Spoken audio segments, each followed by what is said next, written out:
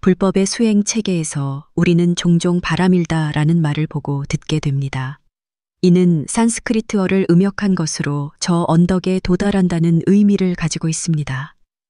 그 뜻은 생사의 고해를 건너 열반의 저 언덕에 이르는 것을 말합니다. 대승불교에는 6가지 기본적인 보살 수행 방법이 있는데 이를 통해 스스로를 구하고 남도 구하며 복과 지혜를 함께 닦을 수 있습니다. 이를 육바람일다, 줄여서 육바람일 또는 육도라고 부릅니다.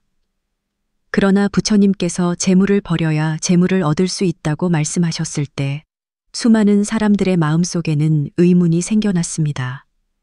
재물을 버리는 것이 어떻게 재물을 얻는 길이 될 수 있단 말인가? 이처럼 모순되어 보이는 가르침 뒤에는 과연 어떠한 깊은 지혜가 숨어 있는 것일까요?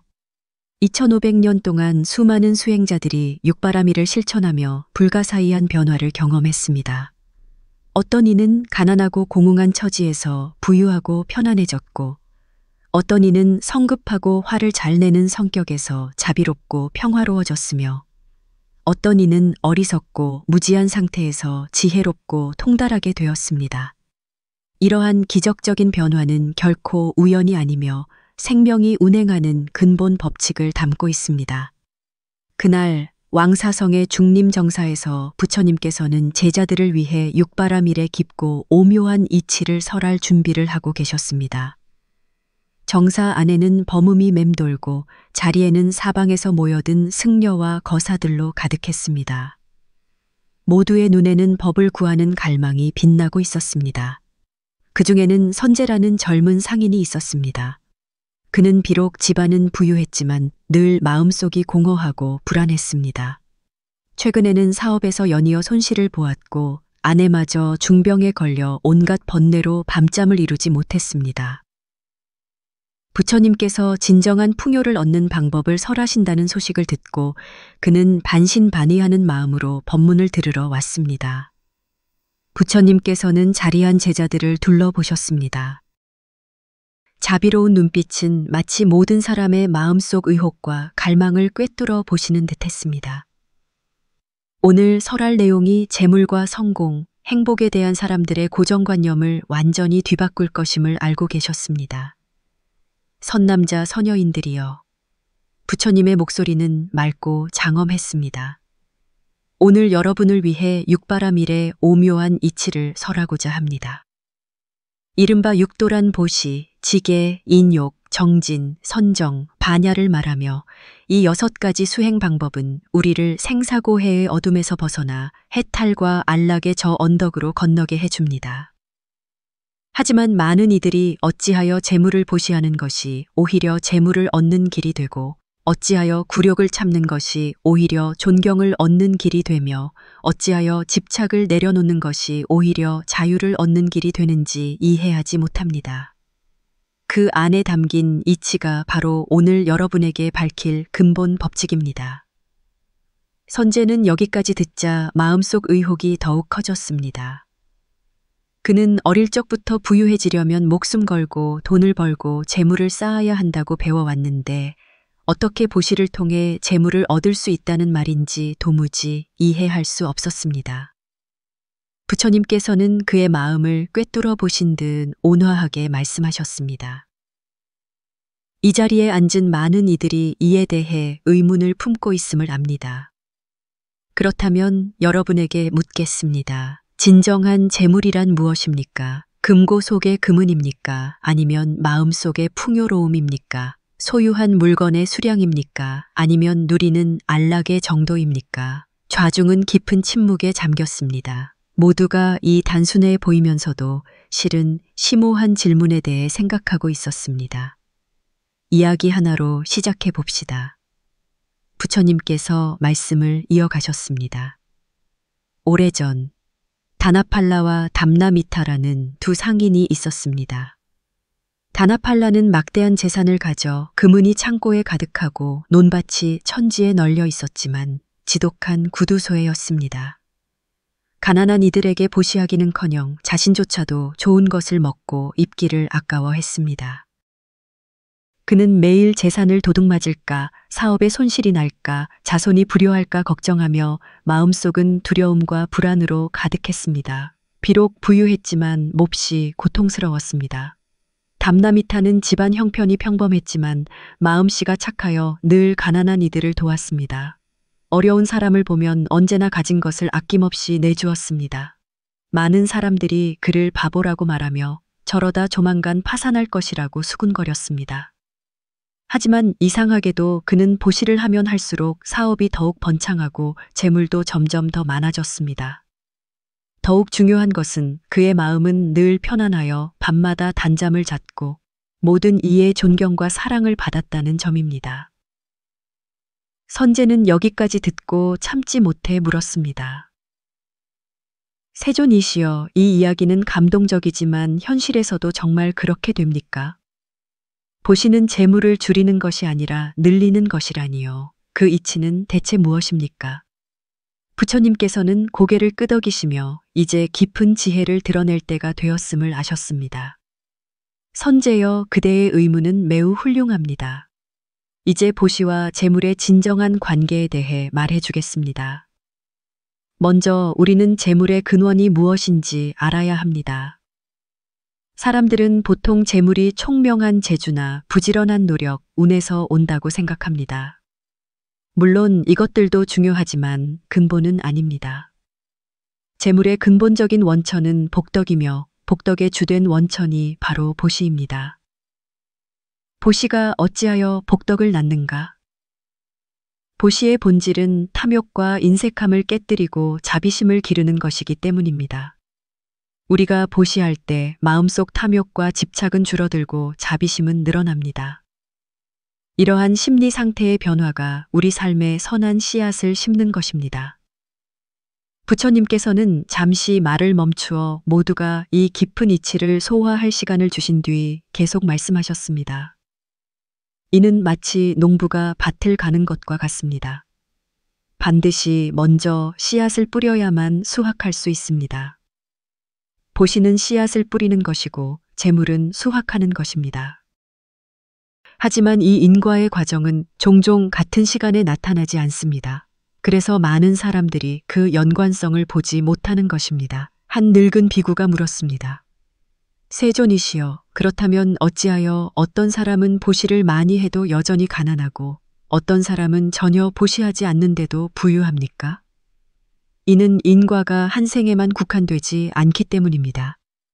부처님께서 설명하셨습니다. 우리의 현재 재물 상태는 과거 생에 보시했거나 인색했던 것의 결과입니다.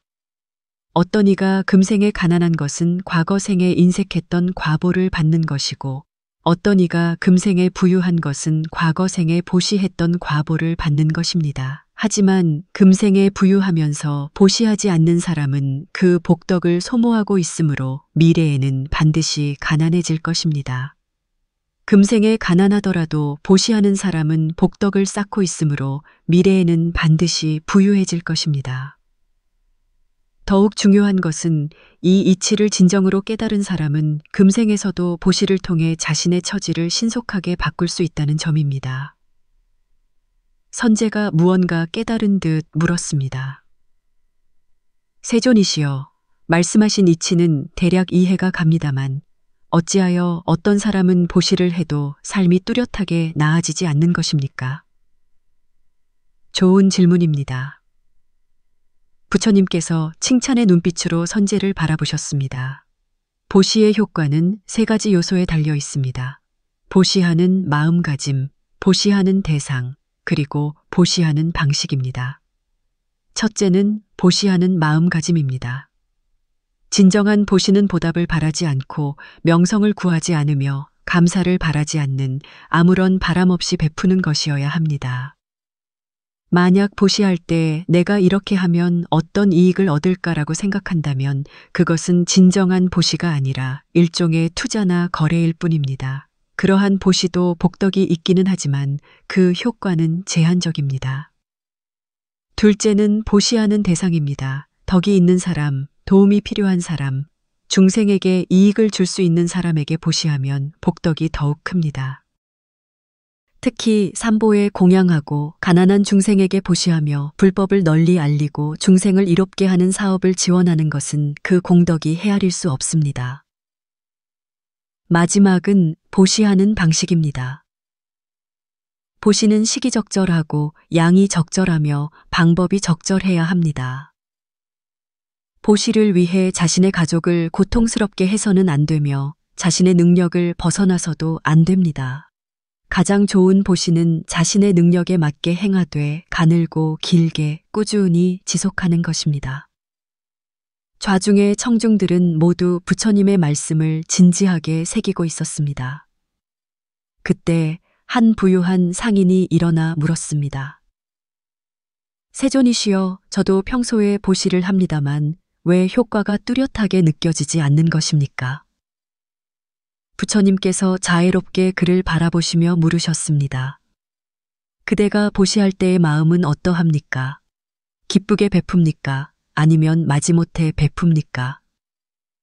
부유한 상인은 솔직하게 대답했습니다. 솔직히 말씀드리면 기쁠 때도 있지만 때로는 확실히 조금 아까운 마음이 들 때도 있습니다. 특히 금액이 클 때 그렇습니다.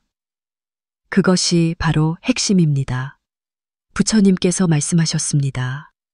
보시의 공덕은 액수의 크기에 있는 것이 아니라 마음의 진실함에 있습니다. 가난한 노파가 진실한 마음으로 동전 한 푼을 보시하는 공덕이 부자가 마지못해 천금을 보시하는 공덕보다 클 수 있습니다. 왜냐하면 공덕은 마음의 변화에서 오기 때문입니다. 우리가 진심으로 보시할 때 우리의 탐욕은 줄어들고 자비심은 늘어납니다. 이러한 내면의 진화야말로 진정한 재물입니다. 외적인 재물의 증가는 단지 이러한 내면적 변화가 밖으로 드러난 현상일 뿐입니다. 선제는 여기까지 듣자 눈에 깨달음의 빛이 번뜩였습니다. 세존이시여, 그렇다면 보시의 근본 목적은 외적인 재물을 얻기 위함이 아니라 내면의 풍요로움을 얻기 위함이라는 말씀이십니까? 바로 그렇습니다. 부처님께서 흐뭇하게 고개를 끄덕이셨습니다. 진정한 재물이란 무엇입니까? 내면의 안락, 지혜의 성장, 덕행의 원만함입니다.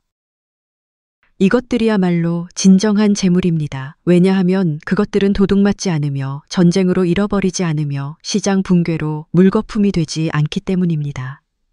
우리가 이러한 내면의 재물을 소유하게 될 때 외적인 재물 또한 자연스럽게 따라오게 됩니다. 내면이 풍요로운 사람은 독특한 매력과 지혜를 발산하여 기회와 귀인을 끌어들이고 올바른 결정을 내리며 다른 사람의 신뢰와 지지를 얻게 되기 때문입니다. 이때 부처님께서는 육바라밀의 다른 측면에 대해 자세히 설명하기 시작하셨습니다. 보시 외에 지게 또한 재물을 가져다 줍니다. 왜냐하면 계율을 지키는 사람은 품격이 높고 신뢰할 수 있어 자연히 더 많은 협력의 기회와 발전의 공간을 얻게 되기 때문입니다. 인욕은 좋은 인간관계를 가져다 줍니다. 인내할 줄 아는 사람은 다른 사람과 쉽게 충돌하지 않아 모두가 그런 사람과 교류하고 협력하기를 원하기 때문입니다. 정진은 성공을 가져다 줍니다. 끊임없이 노력하면 결국 반드시 보답이 있기 때문입니다. 선정은 지혜와 집중력을 가져다 줍니다. 결정을 내릴 때 더욱 명료하게 하고 행동할 때 더욱 효율적으로 만듭니다. 반야지혜는 사물의 본질을 꿰뚫어 보게 하여 핵심을 파악하고 실수를 피하게 해줍니다. 이 6가지 수행 방법은 서로 연결되어 있으며 서로를 촉진합니다. 보시는 자비심을 기르고 지게는 자제력을 기르며 인욕은 포용심을 기르고 정진은 의지력을 기르며 선정은 집중력을 기르고 반야는 통찰력을 기릅니다. 이 6가지 품성이 한 사람에게서 원만하게 갖추어질 때 그는 진정으로 완전한 인간이 되며 자연히 세간과 출세간의 모든 성취를 이루게 될 것입니다. 선제가 감격하여 말했습니다. 세존이시여, 이제야 깨달았습니다. 육바라밀은 단지 수행의 방법일 뿐만 아니라 세간의 성공을 얻는 비결이기도 하군요. 그렇다면 저는 어떻게 실천을 시작해야 합니까? 부처님께서 미소 지으며 말씀하셨습니다. 육도를 수행하는 것은 순서에 따라 점진적으로 해야 합니다. 보시부터 시작하는 것이 가장 좋은 선택입니다. 처음에는 소액의 보시부터 시작할 수 있습니다. 매일 약간의 돈을 필요한 사람에게 보시하거나 약간의 시간을 내어 다른 사람을 돕는 것입니다. 중요한 것은 꾸준히 지속하는 것이지 작심삼일이 되어서는 안 됩니다. 보시하는 과정에서 자신의 내면 변화를 자세히 관찰해야 합니다. 처음에는 다소 아까운 마음이 들 수 있는데 이는 정상적인 것입니다. 하지만 보시가 늘어남에 따라 마음속 탐욕과 집착이 줄어들고 자비심이 늘어나며 행복감이 커지는 것을 발견하게 될 것입니다. 이러한 내면의 변화는 어떤 외적인 수확보다도 더 가치가 있습니다. 동시에 일상생활에서는 계율을 지켜 정직하고 신의를 지키며 다른 사람을 속이거나 다른 사람의 이익을 해치지 말아야 합니다. 마음에 들지 않는 일을 만났을 때는 인욕하여 쉽게 화를 내거나 보복하지 말아야 합니다.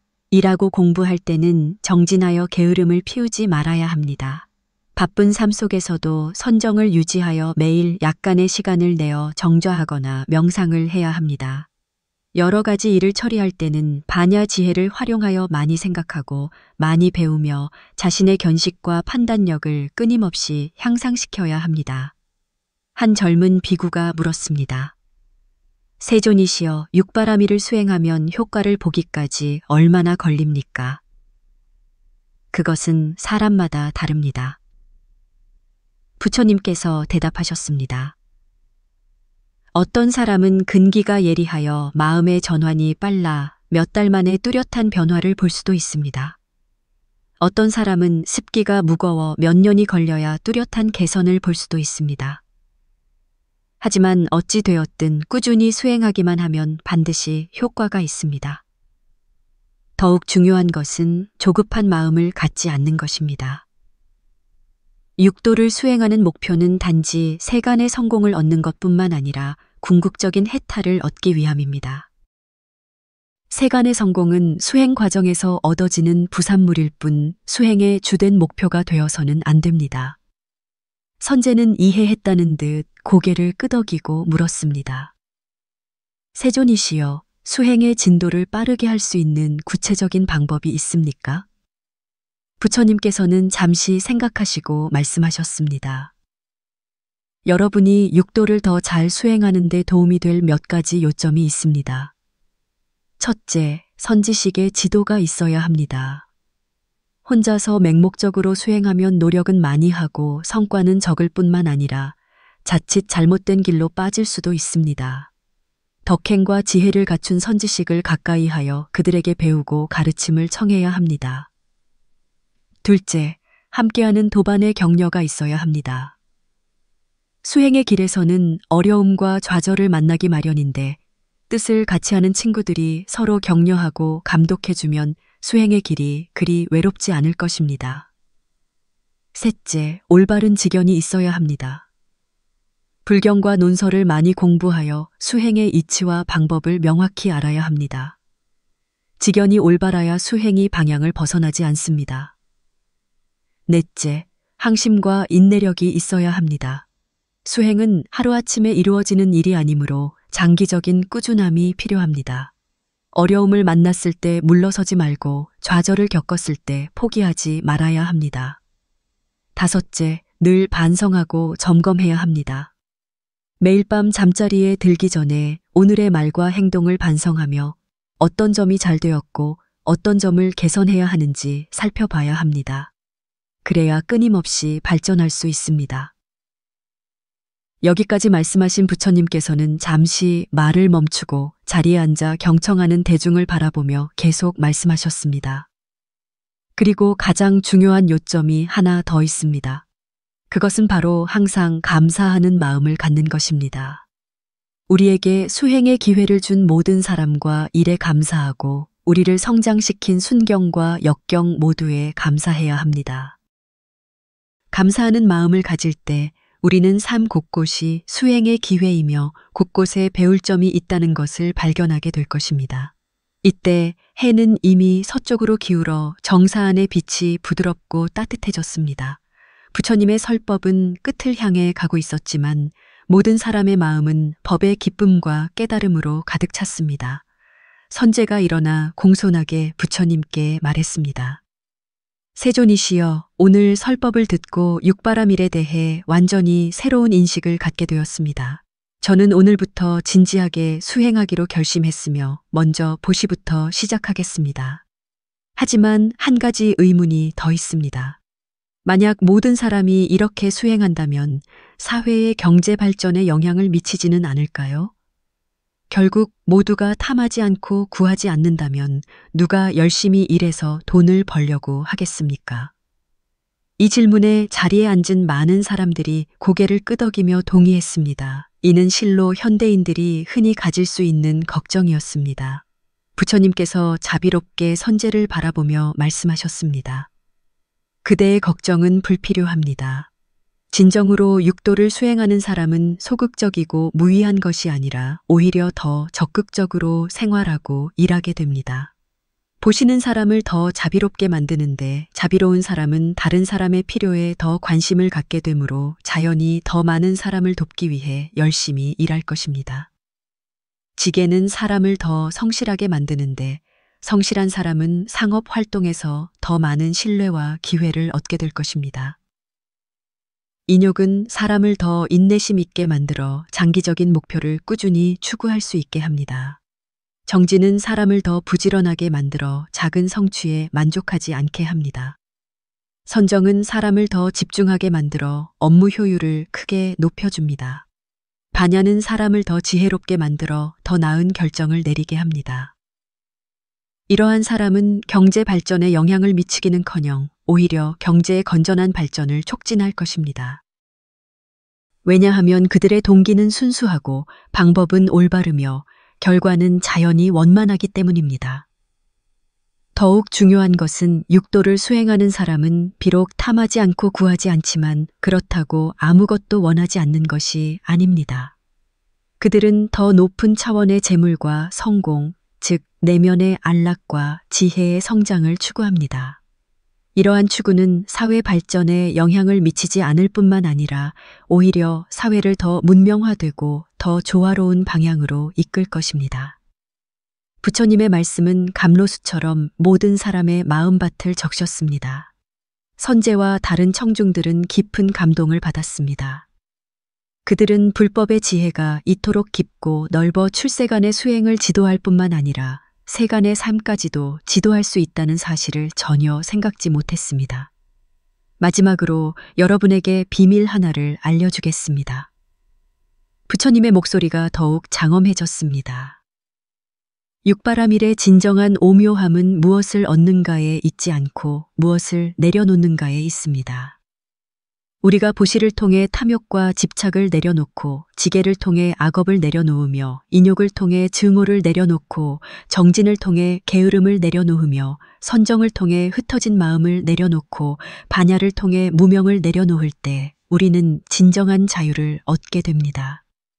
이 자유는 원하는 것을 무엇이든 가질 수 있는 자유가 아니라 아무것도 필요하지 않은 자유입니다.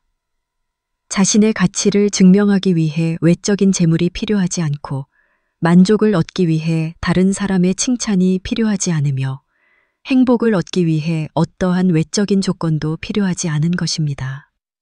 이러한 사람이야말로 진정으로 부유한 사람이며 진정으로 성공한 사람이며 진정으로 행복한 사람입니다. 석양이 지고 부처님의 설법이 원만하게 끝났습니다. 선제와 다른 청중들은 모두 공경하는 마음으로 부처님께 절을 올리고 천천히 흩어졌습니다. 하지만 부처님의 말씀은 모든 사람의 마음속에 깊이 새겨져 그들 인생길의 밝은 등불이 되었습니다. 그날 이후 선제는 진지하게 육바라밀을 수행하기 시작했습니다. 그는 매일 필요한 사람들에게 약간의 재물을 보시했고 계율을 지키며 정직하게 사업을 경영했으며 인욕과 너그러움으로 고객과 직원들을 대했고 정진하며 부지런히 배우고 일했으며 선정의 고요한 마음으로 여러 가지 일을 처리했고 반야 지혜로 각종 결정을 내렸습니다. 기적은 정말로 일어났습니다. 몇 달 후 선재의 사업은 호전되기 시작하여 이전의 손실을 모두 만회했을 뿐만 아니라 상당한 이익까지 남겼습니다. 더욱 중요한 것은 그의 마음이 전례 없이 안락하고 충실해졌다는 것입니다. 아내의 병도 좋은 의사의 치료 아래 점차 회복되었고 가정관계는 더욱 화목해졌습니다. 선재는 이 모든 변화가 육바라밀 수행에서 비롯되었음을 깊이 깨달았습니다. 그는 물질적으로 재물을 얻었을 뿐만 아니라 정신적으로도 진정한 풍요를 얻었습니다. 그는 주변 친구들에게 자신의 경험과 깨달음을 나누기 시작했고 많은 사람들이 그로 인해 이익을 얻어 자신만의 수행 길을 걷기 시작했습니다. 수년 후 선재는 그 지역에서 유명한 대선인이 되었습니다. 사업적으로 성공했을 뿐만 아니라 자비와 지혜로도 명성이 자자했습니다. 누군가 그에게 성공의 비결을 물을 때마다 그는 언제나 그날의 부처님 설법과 육바라밀의 기적적인 힘에 대해 이야기하곤 했습니다. 오늘날에 이르기까지 육바라밀의 지혜는 여전히 수많은 사람들의 삶을 지도하고 있습니다.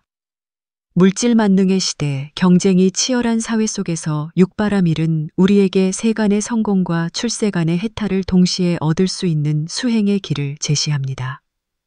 진정한 재물은 은행의 숫자에 있는 것이 아니라 우리 마음에 있습니다. 우리가 육바라밀 수행을 통해 내면의 안락, 지혜의 성장, 덕행의 원만함을 얻었을 때 우리는 세상에서 가장 소중한 재물을 얻게 되는 것입니다. 이 재물은 어떠한 외적인 변화에도 사라지지 않으며 오히려 수행이 깊어짐에 따라 끊임없이 성장할 것입니다. 원컨대 이 가르침을 듣는 모든 이가 그 옛날의 선제처럼 육바라밀 수행을 통해 진정한 풍요와 행복을 얻기를 바랍니다. 원컨대 육바라밀의 감로 법문이 지혜를 갈망하는 모든 영혼을 적시고 방황하는 모든 인생을 밝혀주기를 바랍니다.